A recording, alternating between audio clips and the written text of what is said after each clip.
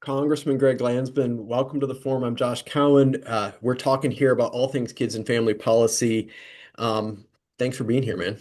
Thanks for having me. I appreciate what you do.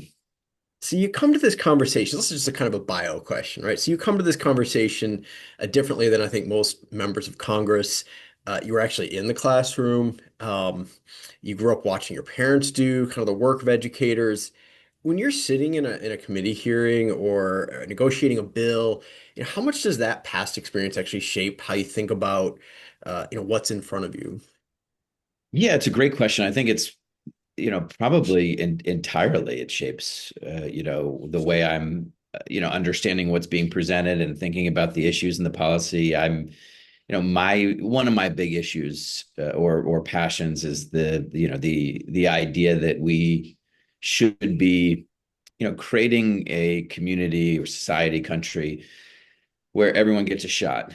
And for me, that means that you look at policy from that angle. Does this help ensure that more and more people are getting opportunities, or is this hindering folks and their ability to make progress? So this is one of the reasons why I'm so passionate about early childhood education in general, because it's as it's been said, the great equalizer, right? Like if no matter where you're born or what kind of family you're born into or circumstances you're born into, if every kid gets great prenatal care, or every expecting mom rather, that child is much more likely to have an on-time healthy birth, and developmentally that's a huge deal. And then if you get time with your parents because they have paid family leave, that makes a huge difference. And then access to high quality childcare and preschool, that helps a kid get totally ready for school. All of those things mean opportunity, and if you can extend those things to every child, then everyone has a shot. So I absolutely think about that. And then, just sort of my experiences as a teacher, or, the way I was raised, my parents were teachers, just all of that comes into play for sure. I have a kind of a full bio for you here in the show notes and stuff, but when you were on the city council, you got Cincinnati voters to fund a couple of years of quality preschool, and first city in the country to do it. As real proof of concept. I'm interested in the quality part. So, what did it take in your view to kind of actually, there's the access problem and then there's kind of the quality problem. Preschool can mean a lot of things. The difference between a good program and a mediocre one might be enormous. So, how did you think about this on the quality side in addition to just the access piece? Yeah, so again, starting sort of with the why, which we did, a lot of when we were, running the campaign. It was a lot of years of organizing, house parties and just events all over. We got 10,000 people to sign this pledge that every child deserves 2 years of quality preschool.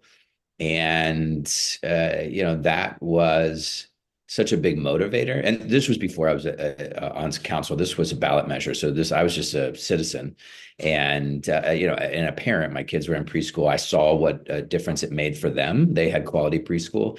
And then I was living in a city, which is the case in most cities, all cities, where most kids don't. And those kids are typically not ready for school, or they're not ready enough. And so, we wanted to make a major investment as a city in preschool, quality preschool in particular. And so the question was, how do you measure quality in Ohio?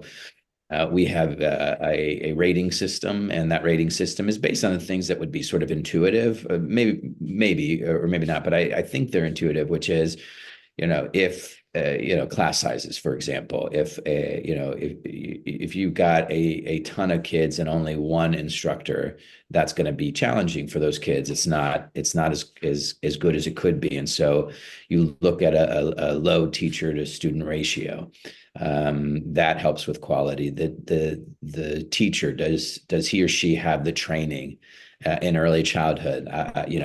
And if they have that training, that's the difference between high quality and less, great preschool. The curriculum, I mean, is it evidence-based curriculum? And those are three of the biggest things. And you can do that achieve that in a center-based program or home-based. And so we decided to invest as we assumed voters would want their dollars going to quality, invest in quality preschool. And so, one, the tuition assistance that families get here, they can use it in any quality preschool, public or community-based, center-based or home-based. And then there are additional grants for those providers to help them get that curriculum or hire additional staff or get them trained so that they can achieve higher quality. So let me ask you, I'm intentionally putting a pivot in here between pre-K and childcare because the early childhood community will point out there's a difference. Not all pre-K is childcare, but I do want to ask you about your childcare bill in Congress. This is bipartisan. So who are your Republican partners? What did you have to kind of like think about when bringing kind of a coalition together? I know you represent kind of a diverse constituency. When you think about just kind of bipartisanship around a priority area like childcare for yourself, like what does it actually look like in practice, not just, frankly, as a talking point? Yeah, I mean, the first thing, for those folks who aren't as familiar with this world, a lot of these child care providers and preschools, child care is usually the first couple of years, infant and toddlers, essentially 0 to 3. Preschool is 3 and 4 year olds, and that's a particular kind of curriculum. Some of these are public entities, but a lot of them are private, private centers or programs, meaning that, they're for profit. And, they don't make a lot of money. And in some instances, it's really hard to make any. And so, a lot of these small businesses need additional help, and the Small Business Administration is supposed to help all of our small businesses. Childcare was not at the top of their list when it came, to be. And so, we are pushing really hard for the SBA, the Small Business Administration, to invest more in helping childcare businesses, those folks that are providing childcare, giving them the technical assistance and additional resources so that they can grow. And this happens to be bipartisan. It's not exactly a top priority. Quite honestly, in my opinion, for either party, both parties really need to prioritize it for our economy, for our kids, for our families. It's got to be at the top of the list. But Republican congressman from Pennsylvania, Muser, he is my partner on this. I served on the small business, the small business committee with him, and we've got a lot of bipartisan support. The key is just getting the chair of the committee to mark it up and get it to the floor. I want to ask you a question. We've been doing in this series a number of members, candidates for governor. So I'm not singling you out here. So just kind of want to ask. I worry that Democrats, I consider myself one, have struggled a little bit to find kind of a coherent K-12 message. So we're pretty good on pre-K and higher ed access and stuff, but K-12 right now. And polling is starting to back this up a little bit. And I wonder, you've got like real credibility as a former educator. Do you think the party has to earn back educators' trust, families' trust in the space, parents' trust? Is there still work to do? Like, how do you think about this issue right now? We haven't had a national vision for education in 25, 30 years. And so, yeah, somebody, has to lead on it. And my hope is that in the next, obviously there are members of Congress like me and others who are leading on this, but you really need this to be something that those who have really high profiles and in particular the next nominee should say, look, I'm going to lead on this. Like, this is not just something we're going to leave to the states. And when we need a national strategy to ensure that our kids, every single one of our kids, is getting the best possible education.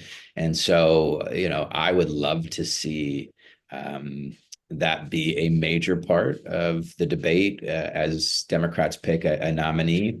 And, I have laid out what I think is, the most, a big, major education reform bill that would ensure every kid has what they need. And my argument is a little different than most, which is I believe that the vision has to be one that includes or expands education so that it includes brain development and early childhood so that we're not just stuck in sort of thinking about education in that sort of myopic K-12 way, even though it's incredibly important and we need to have a better strategy. And I'm happy to talk about it, but I would love to see us say, look, we're going to reboot the Department of Education and we're going to have it follow brain development and make sure that kids get what they need, which means that we're going to include prenatal care in our system of education because it's key to a kid who's developmentally on track. The same with quality childcare in preschool. I'd argue paid family leave needs to be a part of that, even if it's just what we're measuring. And then when you get to K-12, the first goal has to be every kid shows up prepared, because if every kid shows up prepared, you're going to see better outcomes. Then you have to invest in teachers and classrooms and curriculum. And then I would argue that there should be some adjusting of high school so that kids can get into careers much faster. I don't think we have to continue to accept the idea that everyone's going to, that everyone needs to have that senior year if in fact they want to go to college or they want to go right into career training. We should be able to, I think, save some money at the end, invest it early, and let kids go get that college and career training as soon as they can at 17. Which is when a lot of kids are ready to go. Just a couple of last questions if we can. So I want to ask like a one sort of frankly damage assessment question and then kind of a path forward question. So it's no secret the administration has been cutting a lot of different things that sort of affect kids and families. There's a Head Start issue, the Title I IDEAs. Always seems like it's in a conversation about what's next. You've led a local ballot measure that fills gaps in state and federal government. You're now in the federal government. What's your kind of honest assessment about how much cities and counties, districts in your community can absorb from the potential federal pullback, at least in the next couple of years? I think they're at their limit, and this has been going on. It's been accelerated under Trump, the sort of pulling back of federal support, and quite frankly, in Ohio, state support, and so local communities have tried to patch things, piece things together, and most communities, unfortunately, have had to turn to taxpayers and say the state is or the federal government is no longer working on these issues that we care deeply about that matter to our community, so we got to put something on the ballot and raise people's taxes. And so people are paying more in taxes, even though federally and here in Ohio they've politicians are like, well, we lowered taxes. No, you didn't. You lowered taxes for the super wealthy and these corporations, but the everyday Ohioan, and this is true in most parts of America. Every day, Americans are paying more because their local property taxes went up because they have to fund the things that are no longer being supported by state and federal budgets, and that is hugely problematic for folks. And I think, at least here in this community, they're running out of room in terms of the capacity of local taxpayers. And it's a scary proposition because we have to, provide healthcare and education and housing, and these local communities can't do it on their own. That's why we've always invested in these things at the federal level too. It's not entirely at the federal level, but if you want to grow an economy where everyone's got a shot, you have to make strategic national investments in children and families. And that's childcare and preschool and schools and housing and healthcare, all of those things. And when you pull back on it, it's going to cost local communities more. And ultimately, they're going to run out of room. And our economy is going to just fall off a cliff. All right, so last question, and you've kind of hinted at this a little bit already, but you're a former educator. You're leading this bipartisan childcare bill. This is frankly one of the more dysfunctional sessions of Congress or I think it's we've the had most. in recent, certainly modern history. What's the path forward for this kind of work in the child and family space to be sustained where, not just for kids in Cincinnati, but specifically kids in Cincinnati across the country, make sure they're all better off 5 years from now. Yeah, I mean, I think there's a path in the sense that, it's still, relatively bipartisan. I mean, there's some bipartisan arguments about where the dollars go, but I think, supporting children and families is something that should be bipartisan. The issue is lawmakers like me have to be able to like punch through this chaos and the dysfunction. And, we would be better served with a speaker that wants to see bipartisan work and work that's actually going to improve people's lives, as opposed to the political, hyper partisan political theater that we get day in and day out with this current crew. Congressman Greg Landsman, Ohio's first district. Appreciate you spending some time with me today. We'll put all the different kind of links and bios here in the show notes. Let's Yeah, check back in the winter when you're reelected and thinking about this in a new way. I'd love to fingers crossed. Yeah, keep thank you. learning about this stuff you're doing. Anytime, man. I love it. Take care.